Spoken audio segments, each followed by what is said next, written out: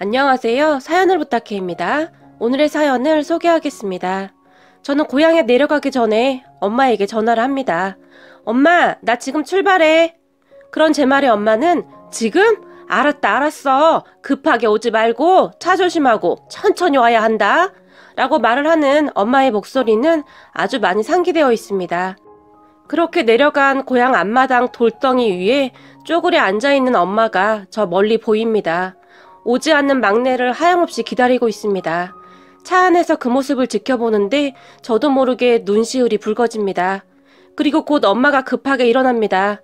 아마도 제 차가 들어오는 것을 본 모양이네요. 그렇게 차의 시동이 꺼지자마자 우리 막내 왔냐? 피곤하지? 피곤한데 집에서 쉬지 뭐 하려고 내려오고 그러냐? 라고 말을 했지만 엄마의 얼굴에는 미소가 한가득입니다. 그런 엄마를 보며 제가 나와 있지 말라니까 또 나와 있었어? 이러니까 내가 전화 안 하고 그냥 오려고 했는데 이러다 감기 걸리면 어쩌려고 그래? 라고 말을 하며 제가 엄마의 손을 꼭 잡았는데 밤이 되면 날씨가 아직은 쌀쌀해져서 엄마의 손이 얼음장 같습니다. 그 얼음장 같은 손을 잡고 있으니 그저 속상하기만 합니다. 아니다, 아니야. 옷을 따뜻하게 입어서 괜찮구만. 내가 걱정이 돼서 방에 앉아있지를 못하겠는 걸 어떡하냐? 라고 말을 하는데 엄마의 얼굴은 아이처럼 그냥 신나 보입니다.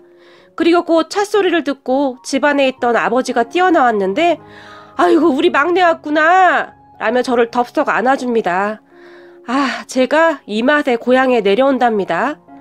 그런 엄마와 아빠를 보면서 문득 제가 이곳으로 처음 왔던 때가 생각이 나네요. 지금의 엄마 아빠는 저의 큰엄마 큰아빠입니다.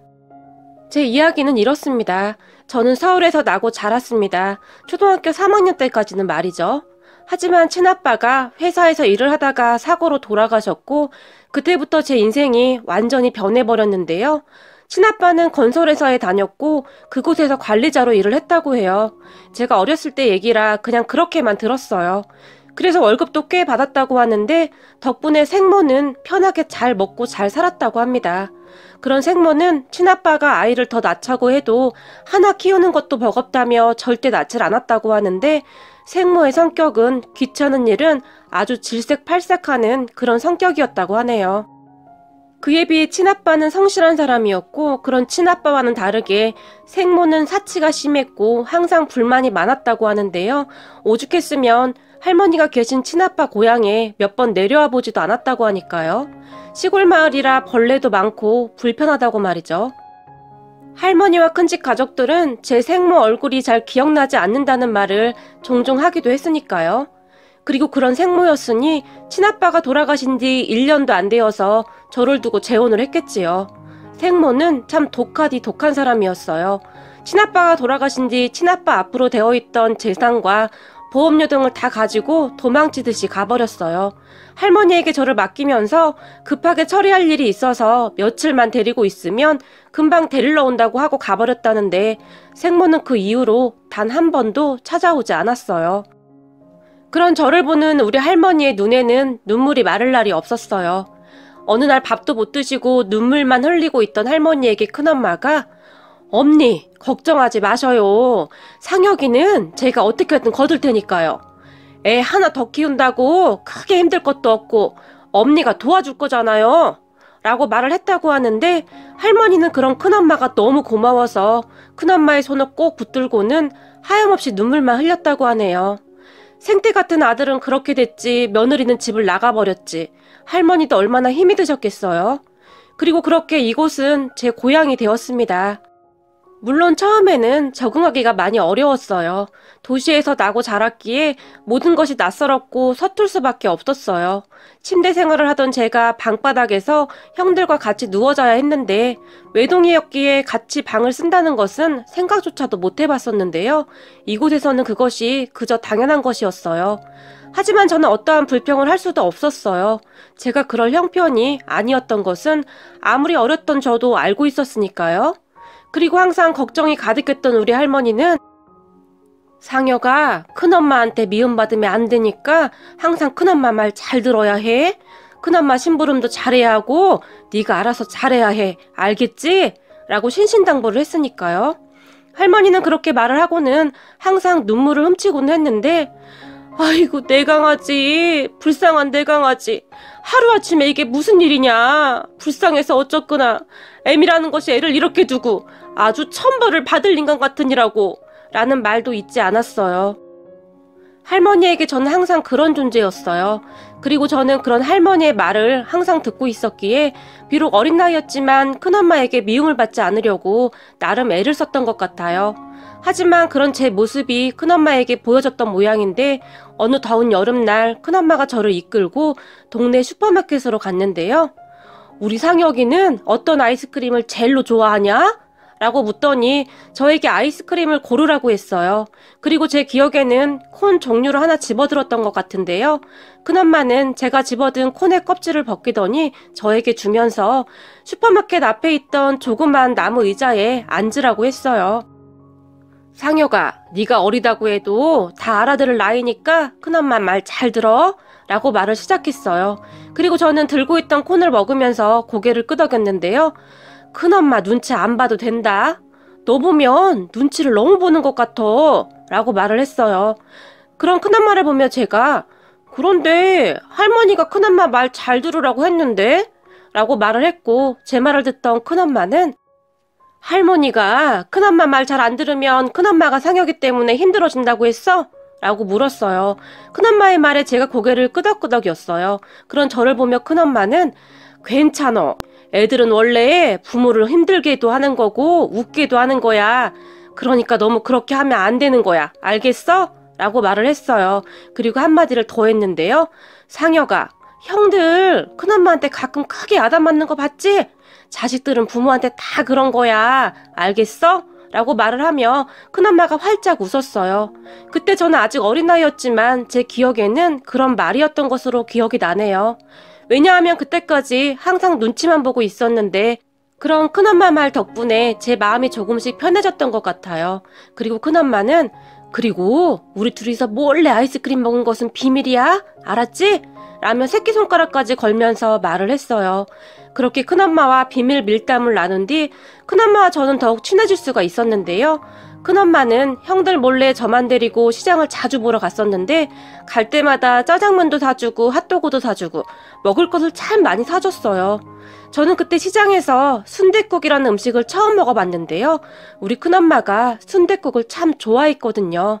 덕분에 지금은 제가 가장 좋아하는 음식도 순대국밥이 되었을 정도네요. 상혁아, 순대국밥은 언제 먹어도 맛있는 것 같아. 안 그렇니? 라고 저에게 말을 했거든요. 큰엄마의 말에 저는 고개를 끄덕끄덕이며 상혁이도 순댓국이 제일로 맛있어. 그리고 상혁이는 큰엄마가 제일로 좋아. 라고 말을 했어요. 그러면 큰엄마가 한박 웃음을 지으며 제 머리를 끌어안고는 큰엄마도 우리 상혁이가 제일 좋아. 라고 말을 하며 그렇게 좋아할 수가 없었어요. 지금 생각해보면 큰엄마는 저를 그냥 막내 아들로 생각했던 것 같아요. 큰엄마는 엄청 괄괄하기도 했는데요. 형들이 말을 안 들으면 집이 떠내려가라 소리를 지르기도 했어요. 하지만 형들은 눈 하나 깜빡하지 않았고 늘 큰엄마를 놀려대기 바빴어요. 특히 큰형은 엄마 집 떠내려가. 소리 좀 그만 질러. 동네에 엄마 목소리 크다고 이미 소문 다 났어. 라고 놀리기도 했어요. 저는 그런 모습을 보며 크크거리며 웃고 있었고요. 우리 형들도 참 좋았는데요. 동네 아이들이 저를 보며 니네 엄마 집 나갔다며? 라고 놀려대기도 했지만 그런 아이들을 형들이 모조리 다 상대해 주어서 저는 뭐라 대꾸를 할 필요도 없었어요. 다들 우리 형들을 무서워했거든요. 형들은 항상 저를 보며 막내! 라고 불렀는데요. 심부름도 많이 시켜 먹었고 큰엄마가 화가 많이 나 있으면 저에게 야 막내! 네가 가서 엄마 화 좀 풀어봐. 라는 말을 하기도 했어요. 그런 형들의 말에 제가 가서 조금만 애교를 부리면 큰엄마 화가 금방 풀렸거든요. 저는 그렇게 따뜻한 가족들 품에 잘 스며들어갔어요. 다만 동네 사람들이 가끔 제 친엄마는 아들이 보고 싶지도 않은 모양이지? 라고 수근거리기도 했지만 그런 소리가 큰엄마 귀에 들어가는 날이면 큰엄마가 바로 그 집을 쫓아가서는 누가 우리 막내한테 그딴 소리를 했어? 신보가 얼마나 못돼 처먹었으면 애 앞에서 그런 소리를 하냐? 그리고 네가 도와준 거라도 있어? 왜 난리야 난리가? 라고 소리를 지르며 싸우기도 했는데 한 번은 동네 아줌마 머리카락을 한 움큼 잡고 흔들어대기도 했어요. 그런 큰엄마를 큰아빠가 와서 말렸는데 그때 큰엄마는 헐크보다 힘이 센 사람이었어요. 큰아빠가 큰엄마를 보며 아이고 무서운 거, 아이고 무서워 라고 말을 하며 웃기도 했거든요. 그리고 그런 일은 종종 있었는데 큰엄마가 하도 난리를 피우니 어느 순간부터는 동네 사람들 머릿속에서 제 과거가 다 사라진 듯 조용해졌어요. 단 한 사람도 저에 대해서 말을 하지 않았거든요. 그렇게 우리 집은 한동안 참 평화로웠어요. 저도 시골 생활에 금방 적응을 해갔거든요. 큰아빠, 큰엄마가 농사를 지었는데 그 옆에 따라가서 새참을 얻어먹기도 하고 흙장난을 하며 놀기도 했어요. 도시에 살 때는 도시 나름의 매력이 있었다면 시골은 시골 나름의 매력이 있었어요. 봄이 되면 할머니와 큰엄마를 따라 바구니를 들고는 쑥이랑 냉이를 캐기도 했는데 푸른 산과 들을 보는 것만으로도 저에게는 많은 안정이 되었어요. 참 행복한 시간들이었네요. 큰엄마, 큰아빠의 정성도 정성이었는데 우리 할머니의 사랑도 어마어마했거든요. 그랬으니 친아빠, 친엄마의 빈자리가 그다지 느껴지지 않았던 것 같아요. 그런데 어느 날 할머니가 갑작스레 세상을 떠나셨어요. 그때의 충격이란 뭐라고 말로 설명할 수도 없었는데요. 그도 그럴 것이 아빠가 돌아가실 때는 그나마 좀 어릴 때라 잘 몰랐었는데 할머니가 돌아가실 때는 정말이지 너무나 큰 슬픔이었어요. 제가 정말 마음이 아프고 잊혀지지가 않는 것이 있는데요. 할머니가 돌아가시기 얼마 전에 큰엄마의 손을 꼭 잡으며 애미야, 그동안 고마웠다. 이번 생의 진빚은 내가 다음 생에서라도 꼭 갚으마. 그리고 애미가 잘 챙기겠지만 저 불쌍한 것 네가 좀 잘 걷어주거라 라며 눈물까지 흘리며 말을 했는데 그때 당시 할머니는 말을 하는 것조차 많이 힘겨워 보였지만 큰엄마에게 저를 당부하고 또 당부했어요. 그런 할머니를 보며 큰엄마가 엄니 걱정하지 말아요. 상혁이는 여기 온 순간부터 제 막내 아들이었잖아요. 그런데 뭔 걱정을 그리도 하시는 거예요. 라고 말을 했는데 큰엄마는 할머니 눈에서 하염없이 흐르는 눈물을 닦고 또 닦아드리고 있었어요. 그리고 그 뒤로도 할머니는 시시때때로 저를 찾았는데 불쌍한 내 강아지, 불쌍한 내 강아지. 공부 열심히 하고 나중에 크면 큰엄마한테 잘해야 한다. 라는 말만 반복하시다 돌아가셨어요. 그런 할머니를 보내드리며 큰엄마와 저는 서로를 끌어안고 얼마나 울었는지 모른답니다. 고생만 하시다 돌아가신 우리 할머니를 생각하면 아직도 가슴이 저리나 못해 아려온답니다. 하지만 우리 가족들은 할머니가 돌아가신 뒤 조금씩 다시 자리를 찾아갔어요. 큰형은 군대에 갔고 작은형은 대학에 들어가서 얼굴을 보기도 힘들어졌고요. 형들이 모두 집을 떠난 다음에는 제가 큰엄마, 큰아빠의 옆자리를 지키며 그렇게 지냈던 것 같아요. 하지만 얼마 후에 저도 대학에 들어가면서 집을 떠나게 되었고 고향에는 자주 내려가지를 못했어요. 나름 아르바이트라도 해서 보탬이 되어드리고 싶었거든요. 형들도 항상 그렇게 열심히 살았으니까요. 그런 제가 안쓰럽고 보고 싶었던 것인지 큰엄마는 반찬 등을 챙겨서 제가 사는 곳으로 자주 오기도 했어요. 그런 큰엄마에게 엄마, 무겁게 이런 거 들고 오지 말라니까? 멀리서 뭐 한다고 이런 걸 들고 왔어? 밥 안 먹었지? 내가 맛있는 거 사줄게, 가자. 라고 말을 했지만 큰엄마는 여기는 순댓국 맛있게 하는 곳 없지? 오랜만에 우리 막내랑 먹고 싶은데? 라고 말을 하기도 했는데 그때 당시 그 말을 듣던 제가 갑자기 폭풍 눈물을 흘리고 말았어요. 그리고 갑작스레 눈물을 흘리고 있던 저를 보며 큰엄마가 막내야, 갑자기 왜 그래? 어디 아프냐? 라고 놀라서 물었어요. 아니야 라고 대답을 했는데 제 눈에서는 눈물이 계속 나오고 있었어요. 그 순간 우리 큰엄마가 너무너무 안타까웠거든요. 세상에 맛있는 것이 얼마나 많은데 큰엄마는 항상 그 흔해 빠진 순대를 찾았으니까요. 그런 큰엄마를 보며 제가 엄마, 그까짓 순대는 어디서나 먹을 수 있는 거잖아. 제발 그러지 좀 마. 내가 앞으로 엄청 맛있는 거 다 사줄 테니까 라고 말을 했지만 그게 뭔 소리야. 나는 우리 막내랑 먹던 순댓국이 제일로 맛있었는데 시장에서 순댓국 먹을 때마다 우리 막내 생각이 나는구만. 우리들이 그때 시장에서 순댓국 먹으면서 비밀 이야기도 많이 했었잖아. 라고 말을 했는데 큰엄마는 옛 추억이 생각나는지 저를 보며 활짝 웃습니다. 그런데 제 마음은 왜 그리도 아팠던 것일까요? 눈물이 멈추지 않을 정도로 말이죠. 항상 당신보다는 제가 먼저였던 우리 큰엄마, 아니 우리 엄마라서 그랬겠죠. 그리고 저는 그런 엄마의 보살핌 덕분에 대학교를 졸업하고 중소기업이긴 했지만 나름 괜찮은 회사에 취업을 했고 요즘은 큰엄마 큰아빠에게 용돈도 많이 드리고 있네요. 제 손으로 열심히 일해서 용돈을 드리는데 어찌나 설레던지 심장이 두근거릴 정도였어요. 엄마 아빠 나 첫 월급이야 라며 기쁘게 말하던 저에게 큰엄마는 아이고 우리 막내가 벌써 다 컸구나. 고생했다. 고생했어 내 강아지. 라고 하면서 저를 꼭 안고는 눈물까지 흘리며 좋아했어요. 하지만 큰엄마는 제가 드린 용돈을 단 한 푼도 쓰지 않았는데요. 제가 드렸던 용돈을 차곡차곡 모아두었더라고요. 저 결혼할 때 보탠다고 말이죠.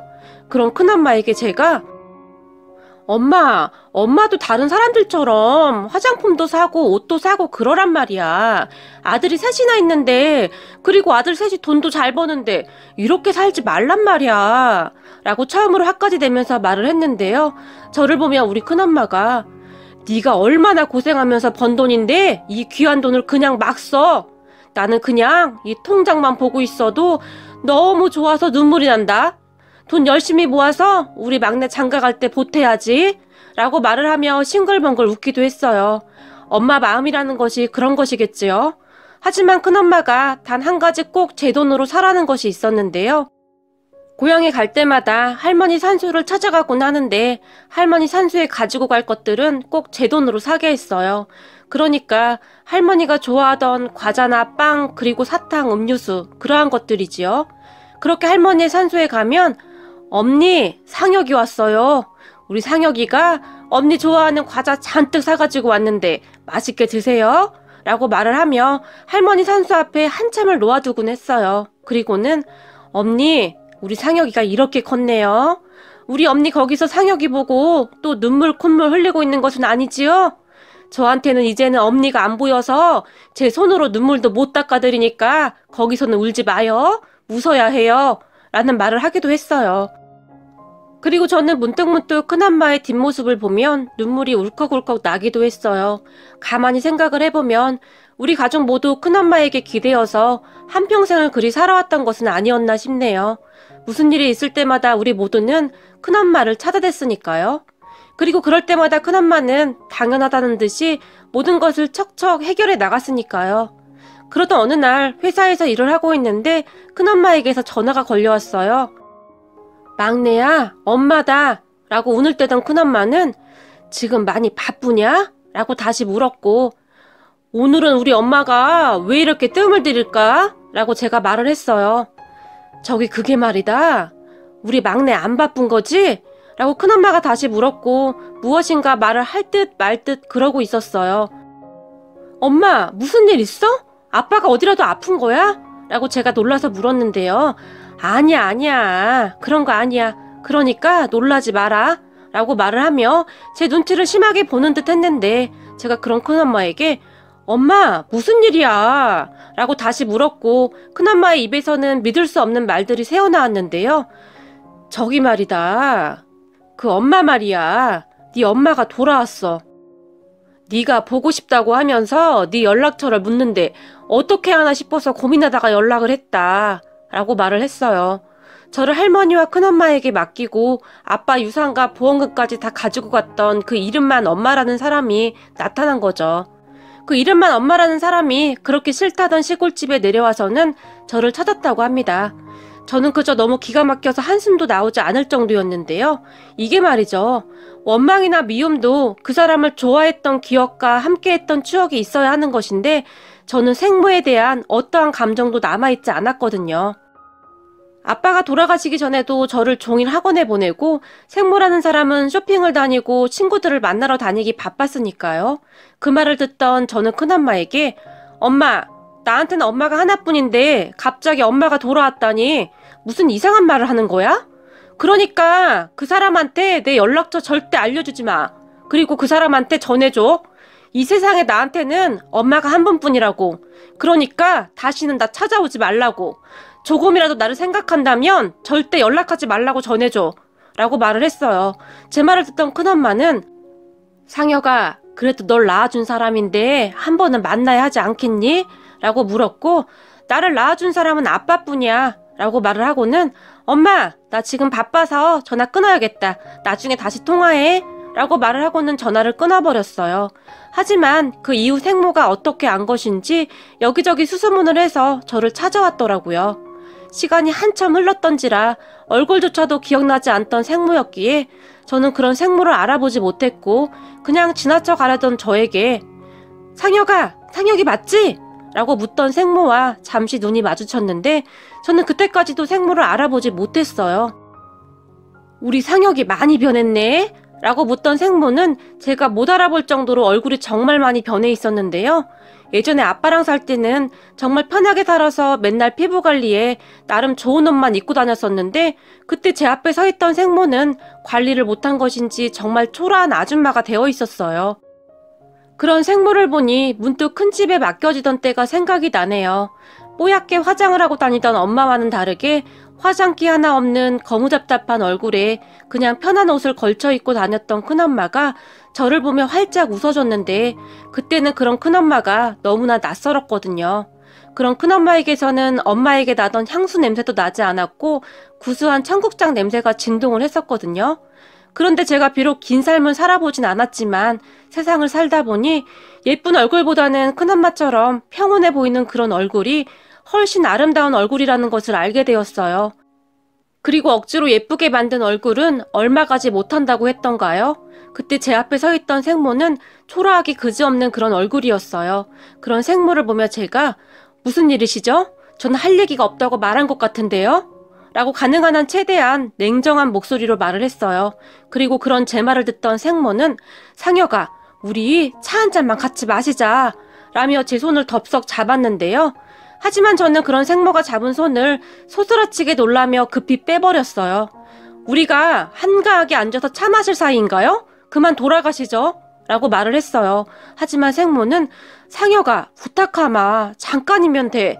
라고 말을 하면서 애원하듯이 저를 바라봤고 정말 어쩔 수 없이 근처 카페에 들어가서 차를 한 잔 마셨어요. 네 아빠를 꼭 닮았구나. 어쩜 이렇게 아빠랑 똑같은 거니? 네 아빠만 그렇게 되지 않았다면 우리가 이렇게 라고 생모가 말을 했지만 저기 제가 바빠서요. 용건만 간단하게 말해주세요. 라고 생모의 말을 끊으며 말을 했어요. 생모는 그런 제 눈치를 보는 듯 했는데 그래 많이 바쁘지? 라고 말을 했고 저기 말이다. 내가 너를 그렇게 맡기고 마음 편할 날이 단 하루도 없었다. 라고 다시 입을 떼기 시작했어요. 저는 그런 생모의 이야기를 듣는데 그저 기가 막힐 뿐이었고요. 단 하루도 마음 편할 날이 없었던 사람이 당신 뱃속으로 낳은 자식을 단 한 번도 찾지 않았단 말인가요? 한심하게 그지없더라고요. 내가 이 미친 인간이랑 괜히 재혼을 해서는 내 인생이 나락으로 떨어졌어. 처음에는 사업이 잘 나갔는데 점점 나빠지더니 최근에는 아주 쫄딱 말아먹었지 뭐니. 네 아빠처럼 튼튼한 직장을 다니는 사람을 만났어야 했는데 라고 생모가 말을 했는데 말을 하면서 입이 바짝바짝 마르는지 물을 한 컵 들이켰어요. 그런 생모를 보며 제가 저기 제가 지금 그쪽한테 왜 이런 이야기를 들어야 하는 거죠? 라고 물었어요. 상혁아, 아무리 그래도 내가 네 엄마인데 그쪽이라고 하는 것은 좀 그렇지 않니? 라고 기분이 나쁘다는 표정으로 말을 했어요. 엄마, 당신은 아빠 재산이랑 보험금 다 가지고 가서는 재혼하고 나서 하루아침에 나를 큰 집에 맡겼어. 그런데 엄마, 당신이 왜 우리 엄마야? 라고 저도 약간 격앙된 목소리로 말을 했고 제 말을 듣던 생모는 그래 물론 그랬지. 그런데 내가 지금 재혼한 남편을 설득한 다음에 널 꼭 데리고 오려고 했어. 그런데 사업이 자꾸 안 됐고 먹고 살기 힘들어서 라고 말을 했어요. 아빠 재산이랑 보험금이 적었던 것도 아니었을 텐데 그 돈을 다 말아먹었다는 얘기네요? 라고 말을 했지만 생모는 오해야. 그거 얼마 되지도 않았어. 라고 급히 두 손을 흔들어대며 말을 합니다. 순간 저는 이런 생각 없는 생모와 왜 이런 대화를 해야 하지? 그런 생각이 들었고 저는 바빠서 이만 일어나겠습니다. 라고 말을 하며 옆 의자에 있던 가방을 들고 일어났어요. 그런데 생모가 그런 제 팔을 급히 잡았어요. 상혁아, 나 있잖아. 갈 데가 없어. 그 인간은 지금 사업 부도 나서 감옥에 들어가게 생겼고 집까지 다 날아가서 어디 갈 데가 없어. 지금도 찜질방에서 생활하고 있어. 라고 말을 했는데 눈에 눈물이 그렁그렁했어요. 그런 생모의 말에 제가 그런 말을 저에게 왜 하는 거죠? 라고 다시 물었고 생모는 너 지금 혼자 살고 있다고 들었는데 내가 너희 집에서 살림해주고 살면 안 될까? 나 지금 수중에 있는 돈도 다 떨어져서 어디 가서 밥을 먹을 돈도 없어. 라고 말을 했어요. 그때의 제 심정은 정말이지 이루 말할 수가 없을 정도로 화가 치밀어 올랐지만 나는 이미 오래전에 당신이랑 인연이 끊어진 사람이니까 앞으로 내 앞에 나타나지 마. 그리고 당신 참 나쁜 사람이네. 지금 남편도 엄청 힘들 텐데 그동안 살아온 정이 있지. 그 힘든 사람을 어떻게 그렇게 아무렇지도 않게 버릴 수가 있어? 정말이지 당신이란 사람은 당신 생각밖에 안 하는 정말 쓰레기 같은 사람이네. 앞으로 한 번만 더 나 찾아오면 당신 가만 안 둘 거야. 그러니까 나 찾아오지 마. 라고 말을 하고는 그곳을 나와버렸네요. 생모가 그런 저의 팔을 잡고 놓질 않았지만 저는 냉정하게 나와버렸어요. 정말이지 끈질긴 악연이란 생각밖에는 들지 않았어요. 그렇게 저는 생모와의 모든 연을 완전히 끊어버렸어요. 이런 저를 보며 냉정하다고 할 수도 있겠지만 이렇게 끝내버리지 않으면 앞으로 정말 안 될 것 같다는 생각이 들었거든요. 가만히 생각해보니 제 인생도 참 파란만장했네요. 그리고 제가 잠시 깊은 생각에 잠겨 있으니까 우리 엄마가 저를 부릅니다. 막내야, 무슨 생각을 그렇게 해? 배고프지? 밥 먹자. 라고 말을 하며 제 손에 숟가락을 들려줍니다. 그런 엄마의 손을 보는데 평생 농사일을 하느라 지칠 대로 지친 손이 어느 한 군데가 성한 곳이 없네요. 그런 엄마의 손을 잡으며 엄마, 손이 이게 뭐야? 내가 그때 손에 바르는 로션도 사줬잖아.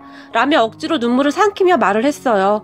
그런데 제 말을 옆에서 듣고 있던 아빠가 아이고 말도 마라. 우리 막내가 사준 귀하디 귀한 거라고 아까워서 쓰지도 못한다. 라고 말을 거들었는데 순간 제 눈에서는 다시 눈물이 비오듯이 쏟아져 버립니다. 얘가 왜 이래? 라고 말을 하던 엄마가 갑자기 아빠를 보며 당신은 왜 쓸데없는 말을 해서 애를 울려요? 라고 아빠에게 핀잔을 줍니다. 그리고는 엄마가 저를 보며 막내야, 우리 내일 순댓국밥 먹으러 가자. 같이 가줄 거지? 순댓국밥은 우리 막내랑 먹어야 제맛이지. 라고 말을 하면서 활짝 웃습니다. 아, 제가 평생을 살아도 우리 엄마에게 이 모든 사랑을 되돌려드릴 수 있을까요?